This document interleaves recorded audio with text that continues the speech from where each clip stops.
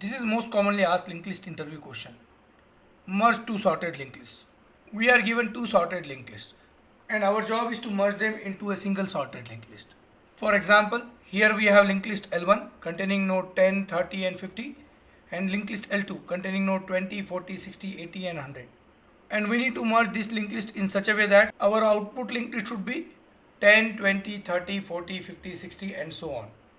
We need to merge these two linked lists and retain the sorted order. What are the edge cases? Linked list can contain duplicate values or one of the list can be empty. Both input lists can be empty. All elements in one list can be smaller. Let's build logic step by step. We need to implement merge list function which accepts two linked list head pointers L1 and L2. And this function should return a head node of a merged linked list. What if is L1 list is empty? What will happen? If L1 list is empty, we should return L2. Why? Because L2 linked list is already sorted and L2 pointer is the head pointer of the second list. Similarly, what if L2 list is empty?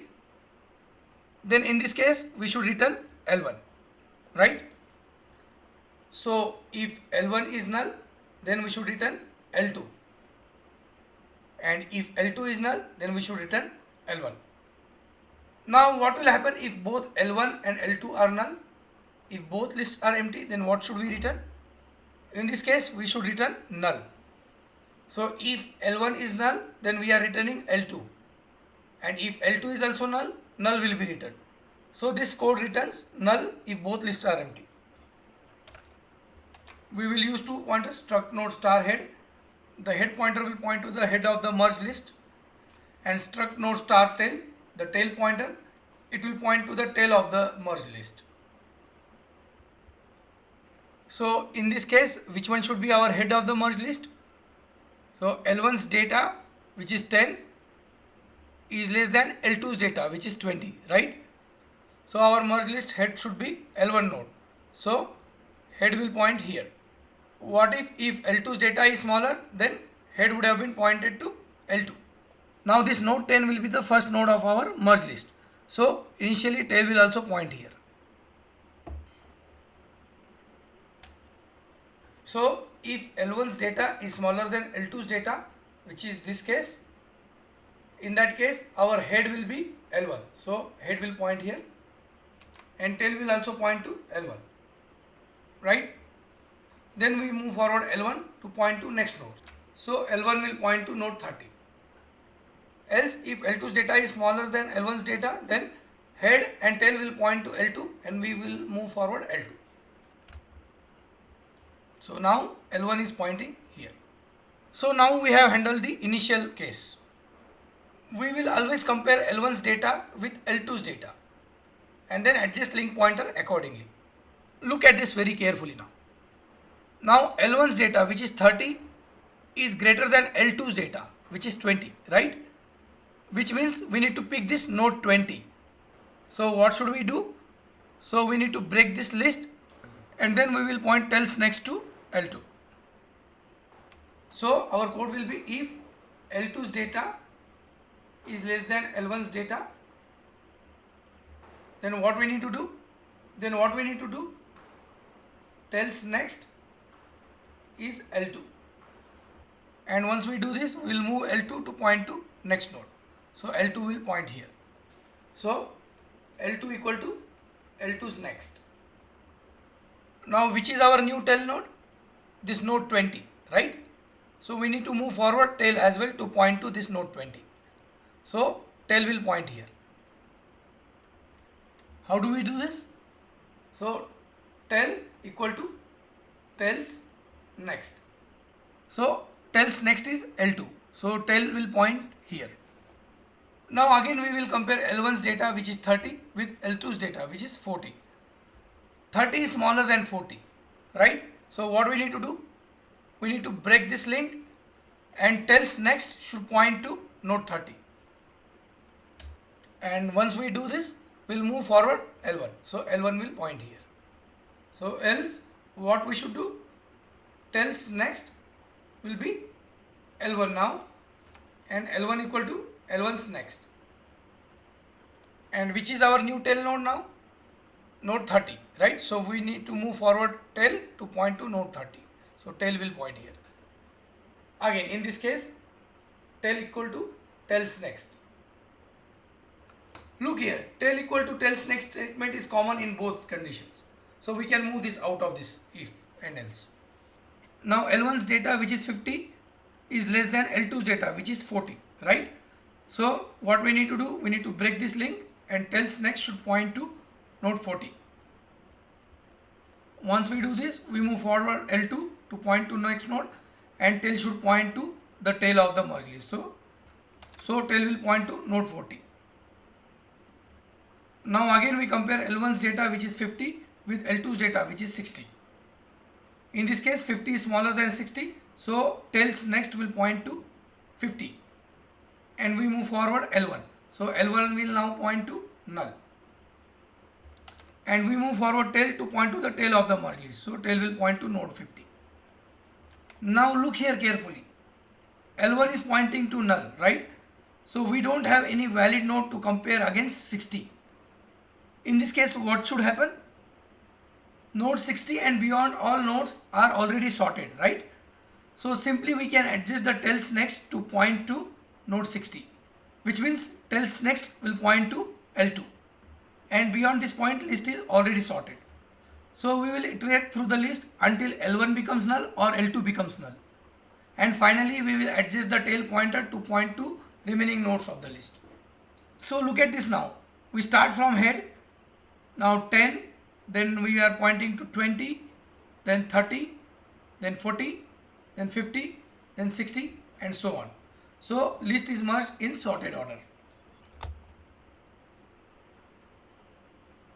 Take a look at this while loop.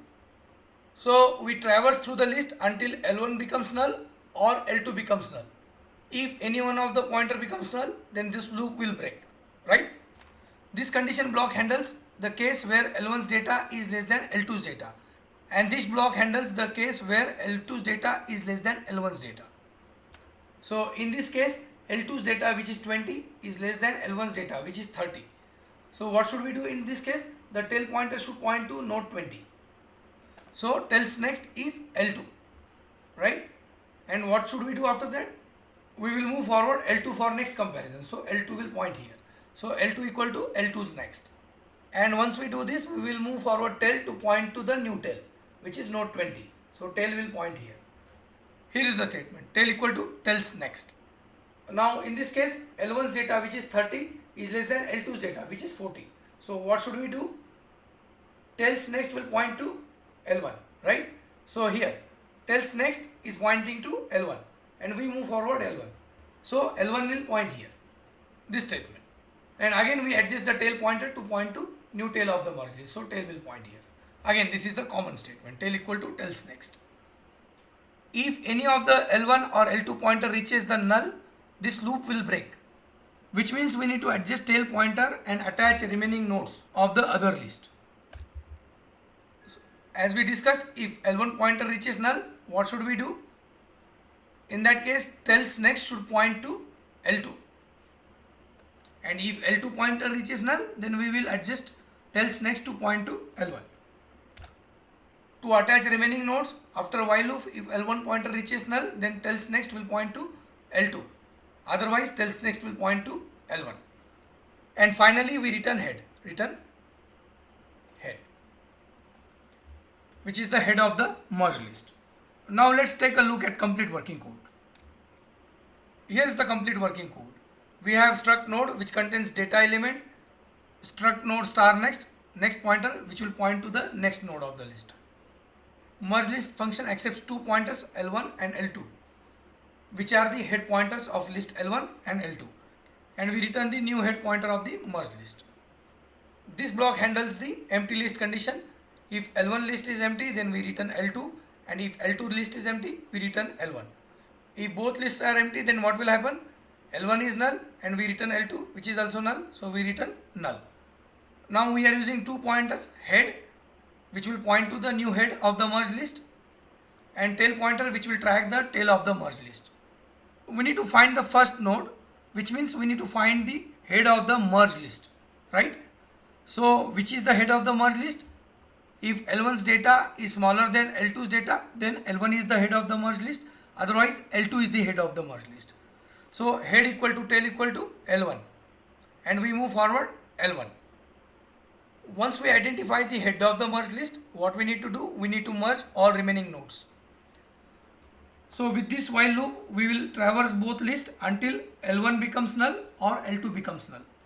If any one of the pointer becomes null, then this loop will break. So if L1's data is less than L2's data, then what we need to do? Then we need to point tails next to L1, right? Because L1's data is smaller. And we move forward L1, which means L1 equal to L1's next. Otherwise, if L2's data is smaller than L1's data, then tails next should point to L2, right? And we move forward L2. And in both cases, we move forward tail to point to new tail node, right? Which is tails next. After this while loop, if L1 becomes null or L2 becomes null, then we need to attach all remaining nodes, right? So if L1 is null, then we will attach all remaining nodes of L2. So tails next is equal to L2. If L2 becomes null, then we will attach all remaining nodes of L1 to tails next. So tails next equal to L1. And once we attach all the remaining nodes, the merge list will be in sorted order. And we simply return the head, which is the head of the merge list. This merging pattern is widely used in sorting and linked list problems. So mastering this is very important. Can you optimize this code and simplify with the help of dummy node? Share your answers in the comment below.